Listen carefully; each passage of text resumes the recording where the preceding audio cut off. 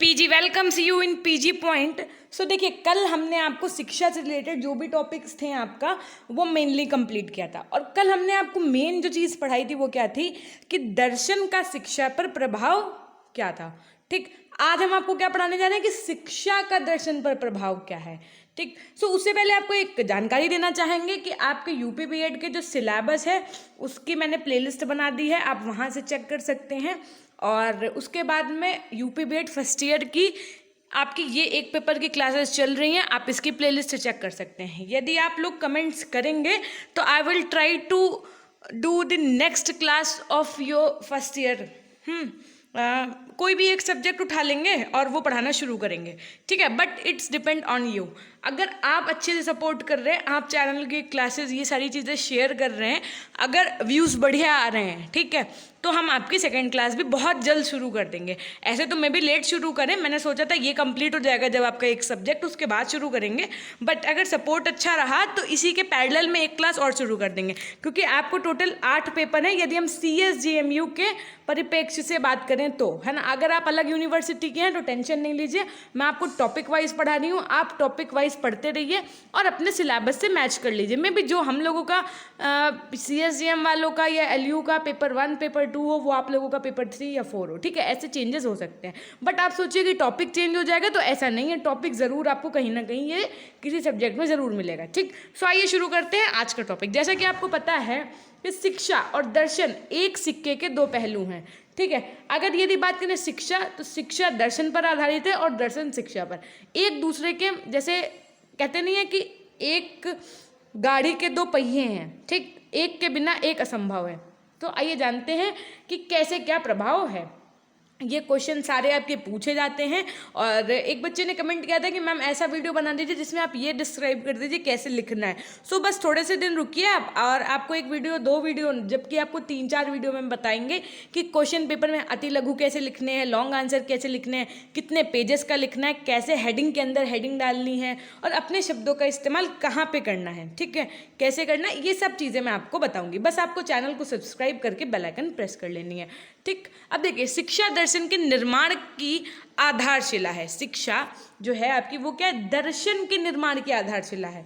दर्शन कल अभी हमने आपको पढ़ाया था कि क्या था, जो व्यक्ति की सोच है, जैसे कि ईश्वर, आत्मा, परमात्मा, जहाँ पर हम इन विषयों की चर्चा करें, इन सब चीज़ों का चिंतन करें, मनन करें, वही सब क्या है, दर्शन है। जानना, ज्ञान क्या है, ये सब चीज़ें किसके अंतर्गत आती हैं, दर्शन के अंतर्गत आती हैं, ठीक। तो देखिए, वस्तुतः दर्शन के निर्माण और विकास हेतु अवलोकन, चिंतन एवं मनन आवश्यक है।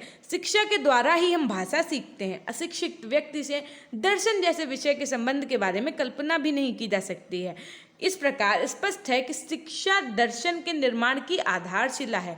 इस प्रकार चाहे हम भारतीय दर्शन की बात करें अथवा पाश्चात्य दर्शन की, यानी कि इंडियन कल्चर की बात करें या वेस्टर्न कल्चर की, उनके मूल में शिक्षा की संकल्पना ही कार्य करती है। अब देखिए, शिक्षा दर्शन का संरक्षण करती है। जो आपका एजुकेशन है ये फिलॉसफी को आपका प्रोटेक्ट करता है। कैसे, देखिए, दर्शन के द्वारा नए सिद्धांतों, नई विचारधाराओं तथा नवीन तथ्यों की खोज की जाती है तथा शिक्षा इन्हें नई पीढ़ी तक पहुंचाती है। शिक्षा के अभाव में नई पीढ़ी इन दार्शनिक सिद्धांतों का ज्ञान प्राप्त नहीं कर सकती। इस प्रकार शिक्षा के माध्यम से दर्शन का ज्ञान को संचित एवं सुरक्षित रखा जा सकता है। इस प्रकार हम कह सकते हैं, अब देखिए क्या कह सकते हैं, शिक्षा दर्शन की हर प्रकार से सहायता करती है तथा उसे एक सही राह पर लेकर चलती है। अब शिक्षा दार्शनिक सिद्धांतों को मूर्त रूप प्रदान करती है। मूर्त रूप कैसे, तो आइए जानते हैं कि education provides concrete form to philosophical views. प्रायः दार्शनिक सिद्धांत अत्यंत सूक्ष्म एवं गूढ़ होते थे। कब की बात की गई है, ये शुरुआत में। लेकिन अब शिक्षा के माध्यम से ही इन दार्शनिक सिद्धांतों को मूर्त एवं स्थूल रूप प्रदान किया जाता है, जिससे इनको प्राप्त करना सरल हो जाता है। किसी ने सत्य ही कहा है कि शिक्षा जीवन के सिद्धांतों एवं आदर्शों को प्राप्त करने का वास्तविक साधन है। दर्शन इतने गूढ़ तथ्यों से भरा होता है कि इन्हें आसानी से नहीं समझा जा सकता। शिक्षा इन तथ्यों को मूर्त रूप प्रदान कर सहज रूप प्रदान करती है ताकि इन्हें आसानी से समझा जा सके, ठीक। शिक्षा दर्शन को नई समस्याओं से परिचित कराती है। मनुष्य एक गतिशील एवं प्रगतिशील प्राणी है। विकास के पथ में उसके सामने नित्य नई समस्याएं उत्पन्न होती हैं। यानी कि मानव जीवन में, यानी कि हम लोगों की रोज़मर्रा की ज़िंदगी में रोज़ कोई ना कोई न्यू प्रॉब्लम्स आती हैं, ठीक है। अब उन न्यू प्रॉब्लम्स का सॉल्यूशन ये हमको किसके माध्यम से होता है? दर्शन के माध्यम से होता है। ये जो प्रॉब्लम्स का आना है ये किसका एक पॉइंट हो गया? तो ये दर्शन का पॉइंट हो गया। उनको सॉल्व करना शिक्षा के माध्यम से, तो माध्यम यहाँ पे आपका क्या हो जाएगा? शिक्षा। जब दार्शनिक इन समस्याओं पर चिंतन करके अपने विचारों का मंथन करता है तो दर्शन का विकास होता है। अब देखिए, के.एल. श्रीमाली जी के अनुसार शिक्षा शास्त्री से यह अपेक्षा करते थे कि वह नई समस्याओं का दार्शनिक हल तलाश करें ताकि उनका सामाजिक जीवन में सार्थक उपयोग किया जा सके। फिर देखिए नेक्स्ट पॉइंट, शिक्षा दर्शन को गतिशील रखती है। शिक्षा व्यक्ति में निरीक्षण एवं चिंतन शक्ति का विकास करती है तथा उसे जीवन की नई नई समस्याओं के प्रति संवेदनशील बनाती है। दार्शनिक इन नवीन समस्याओं के दार्शनिक हल ढूंढते हैं। इस समस्या समाधान की प्रक्रिया में नवीन दार्शनिक सिद्धांतों का निर्माण होता है। बाद में यही ज्ञान दर्शन शास्त्र का अंग बन जाता है। साथ ही दर्शन उन सिद्धांतों का त्याग करता जाता है जो असत्य सिद्ध हो जाते हैं। इस प्रकार शिक्षा दर्शन को गतिशील रखती है तथा उसमें नित्य नए आयाम विकसित करती है। अब देखिए, ये बात आपको होप्सो की समझ में आ गई होगी। यदि एक कंक्लूजन टाइप बात की जाए तो देखिए ये डिपेंडेंसी कैसे होती है। यदि दर्शन की बात करें तो दर्शन को जो नए नए टॉपिक्स मिलते हैं वो कहाँ से मिलते हैं? शिक्षा से मिलते हैं।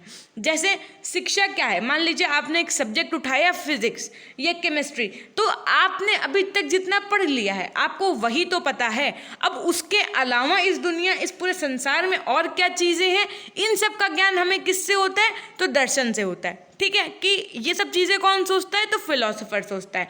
जैसे आत्मा, परमात्मा, ईश्वर, ये सब जो चीज़ें हैं इनका अभी कहीं कोई डेफिनेशन नहीं है कि इसका कोई आप बढ़िया सा कोर्स कर लीजिए कि आपको आज जो है यहाँ पे 6 मंथ्स का एक ये कोर्स है जिसमें आपको आत्मा के ज्ञान के विषय में बतलाया जाएगा। तो ऐसा कोई कोर्स तो नहीं बना है कि जिसमें आपको डिग्री या कुछ सर्टिफिकेट प्रोवाइड हो। ठीक, अब लेकिन ये विषय जो है तो ये किसके अंतर्गत आएगा? आपका ये दर्शन शास्त्र के अंतर्गत आएगा।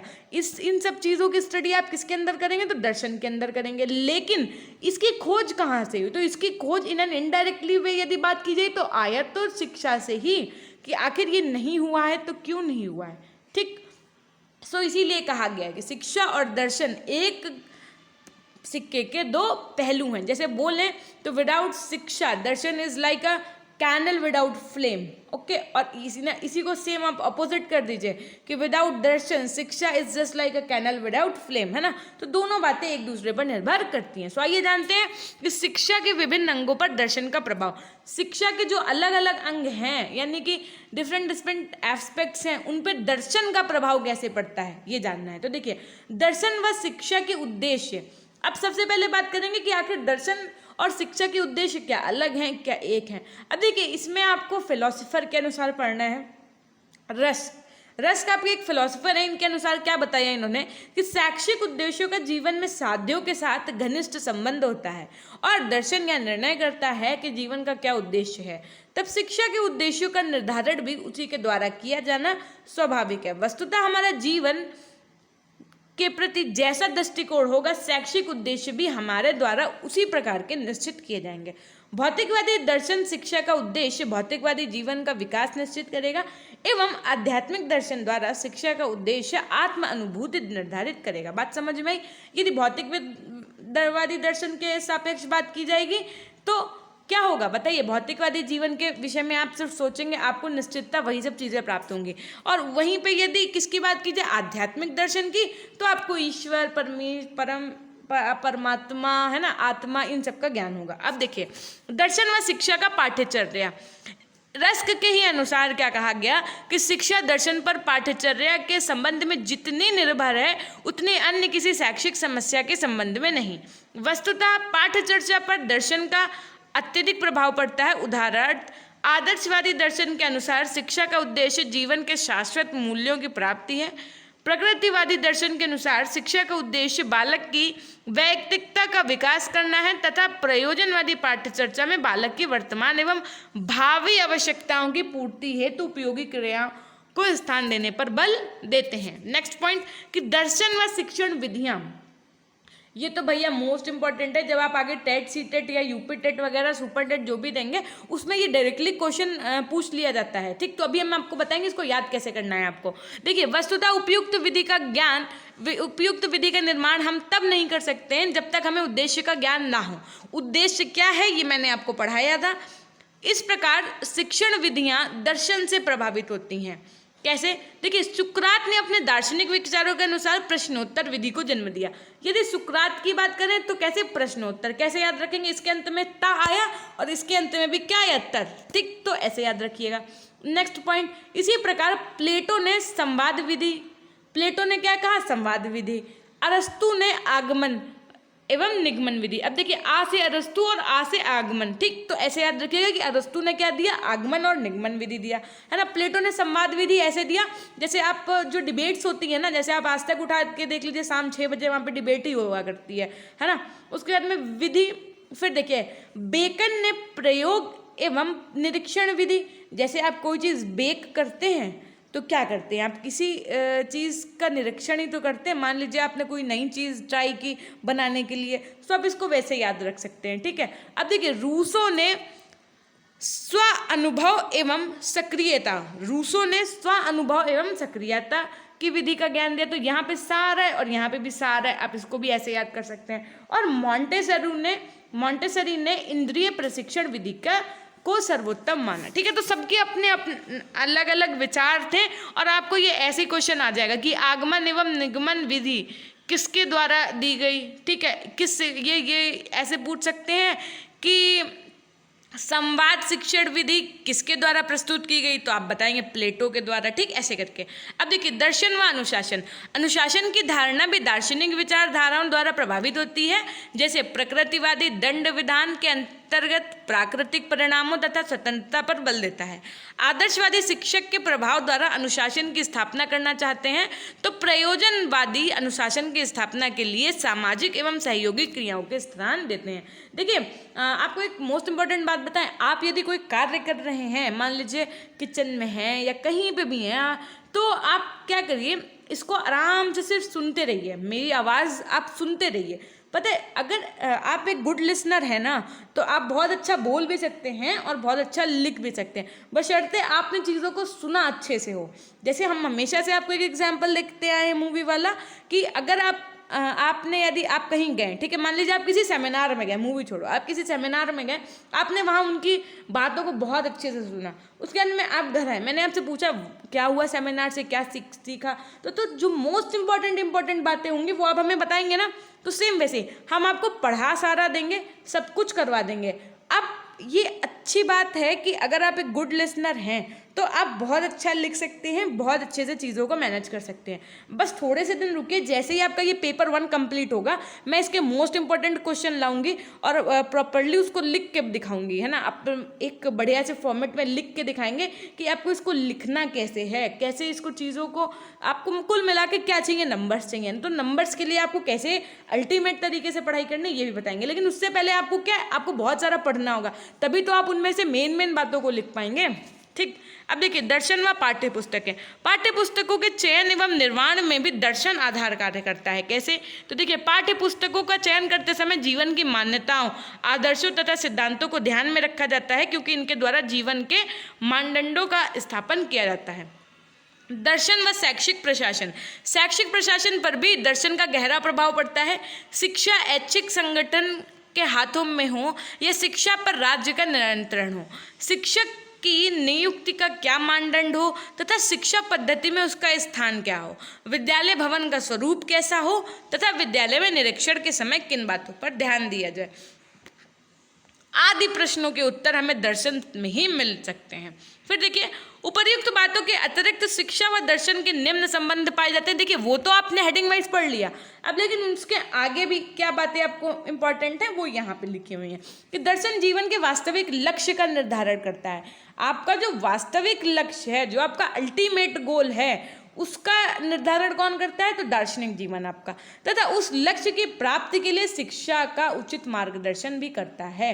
अब देखिए ऐसे आप समझिए कि हम एक आपके ही लिए उदाहरण ले लेते हैं। आपको क्या बनना है? अगर आपको प्राइमरी शिक्षक बनना था, ठीक है, आपने सोचा कि मुझे इसके अलावा कुछ और करना ही नहीं है, ना मुझे 6 to 8 पढ़ाना है, ना मुझे 10th, ना मुझे 12, यानी ना मुझे सेकेंडरी सेक्शन में पढ़ाना है, ठीक है। कुल मिला के आपका अल्टीमेट गोल क्या था? कि मुझे सिर्फ और सिर्फ प्राइमरी सेक्शन में पढ़ाना है। तब आप क्या करते हैं? तब आप सिर्फ और सिर्फ क्या कर लेते? डीएलएड कर लेते, ना कि बीएड करते। क्यों? क्योंकि आपने अपना टारगेट पहले ही सेट कर लिया कि हमें सिर्फ और सिर्फ प्राइमरी का शिक्षक ही बनना है, ठीक। उसके बाद में आपको पता है कि डीएलएड कर लेंगे, फिर हम जो है स्टेट टेट्स देने के लिए एलिजिबल हो जाएंगे और सीटेट या यूपीटेट दे करके फाइनली सुपर टेट दे करके हमें एक जॉब हमारे मन की मिल जाएगी। तो यानी कि आपका लक्ष्य किसके द्वारा निर्धारित किया गया? दर्शन के द्वारा। लेकिन ये आपकी जो शिक्षा है उसी ने तो आपको वहाँ तक पहुँचाया, एक शिक्षक बनाया। सो ये सब चीज़ें होती हैं जो एक दूसरे पर डिपेंड है। दर्शन शिक्षा को प्रभावित करती है तथा शिक्षा भी दार्शनिक दृष्टिकोण पर नियंत्रण रखती है। पेट्रीज के शब्दों में गंभीर अर्थ में यह कहना बिल्कुल उचित है कि जिस प्रकार, सुनिएगा, जिस प्रकार शिक्षा दर्शन पर आधारित है उसी प्रकार दर्शन शिक्षा पर आधारित है। देखिए वही बात आ गई ना, एक सिक्के के दो पहलू वाली। प्रत्येक समय के महान दार्शनिक, महान शिक्षा शास्त्री भी हुए। प्लेटो, सुकरात, लॉक, कैमेनियस, रूसो, गांधी, टैगोर आदि के उदाहरण हमारे सामने हैं। इन सभी दार्शनिकों को अपने अपने दर्शन को क्रियात्मक अथवा व्यवहारिक रूप देने के लिए अंत में शिक्षा का ही सहारा लेना पड़ा।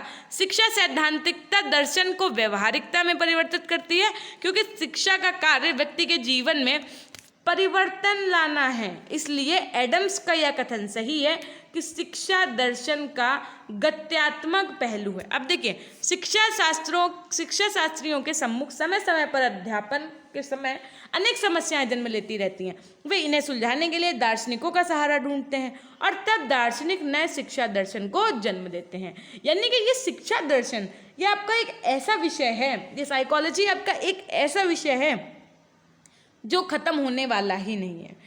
इसमें इतना कुछ है कि पहले से ही, पहली बात तो नई चीज़ें हैं, और दूसरी बात कि आज कोई हम लोगों को समस्या हुई, यानी मानव जीवन में किसी चीज़ की दिक्कत हुई, उसने विचार किया, तो ये सब टॉपिक्स फिर से किसके अंदर ऐड हो जाएंगे? शिक्षा किसके अंदर ऐड हो जाएंगे? तो शिक्षा शास्त्र के अंदर। यानी कि जो शिक्षा शास्त्र का विषय है वो दिन पर दिन, दिन प्रतिदिन बढ़ता ही चला जाएगा। स्पष्ट है कि शिक्षा और दर्शन का परस्पर घनिष्ठ संबंध है। वास्तव में दर्शन के मार्गदर्शन के बिना शिक्षा अर्थहीन हो जाएगी।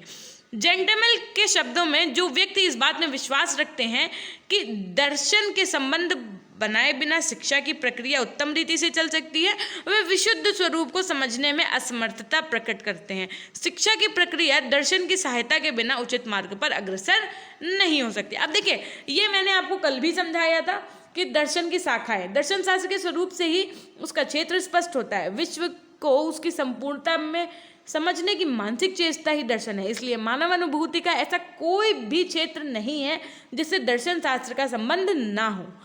समस्त विश्व ही सामान्य रूप से दर्शन शास्त्र का विषय है, पर दुनिया की हर चीज का विवरणात्मक अध्ययन किसी के लिए संभव नहीं है। अतः भिन्न भिन्न पदार्थों के भिन्न वर्ग बने हुए हैं। दर्शन के अध्ययन हेतु दर्शन की शाखाओं का विस्तृत अध्ययन करना आवश्यक है, जिनका विवरण निम्नलिखित है। क्या? तत्व मीमांसा, ज्ञान मीमांसा और मूल मीमांसा। ये मैंने आपको बता दिया था कि तत्व मीमांसा के अंतर्गत में क्या आता है? मानव जीवन की उत्पत्ति बताया था ना। ज्ञान मीमांसा, मूल मीमांसा, ये सब मैंने कल आपको पढ़ाया था। सो बस ये सारी चीज़ें, ये जो है वही है मूल्य मीमांसा, तत्व मीमांसा, पूरा टॉपिक आपका। और उसके बाद में यदि आपको डीपली पढ़ना है तो एक बार क्या करिएगा, आप इसकी पीडीएफ आपको हमारे टेलीग्राम चैनल पीजी पॉइंट पर मिल जाएगी। अब मैम इससे कैसे जुड़े हैं? तो देखिए इससे आपको जुड़ने के लिए क्या करना होगा, डिस्क्रिप्शन बॉक्स और कमेंट सेक्शन में एक लिंक पिन होगा, उस जैसी लिंक पर क्लिक करेंगे आपके सामने एक पेज खुल जाएगा, वहाँ पे लिख के आएगा नीचे ज्वाइन, तो आप वहाँ से ज्वाइन हो जाएगा, आपको क्लास की पीडीएफ इस क्लास की मिल जाएगी। ठीक है, सो ये थी एक छोटी सी जानकारी। यदि आप चैनल पर नए हैं तो चैनल को सब्सक्राइब करके बेल आइकन प्रेस करना ना भूलिएगा, और यदि आप चैनल पर पुराने हैं तो ज़्यादा खुश होने की ज़रूरत नहीं है। आपका काम ये है कि आपको अपने क्लास के साथियों तक ये क्लास शेयर करनी है। ठीक है। अगर आप कॉलेज गए हैं या किसी कारणवश नहीं जा पाए हैं, परंतु आपके दोस्त तो जरूर होंगे, इतना तो हमें पता ही है, तो आपको क्या करना है, इस क्लास को फटाफट से शेयर कर देना है। हमेशा खुश रहिए, मुस्कुराते रहिए, कभी अपने लिए तो कभी अपनों के लिए। सबका ध्यान रखिए, अपना भी ध्यान रखिए। Till then bye bye, take care, meet up with you in the next video.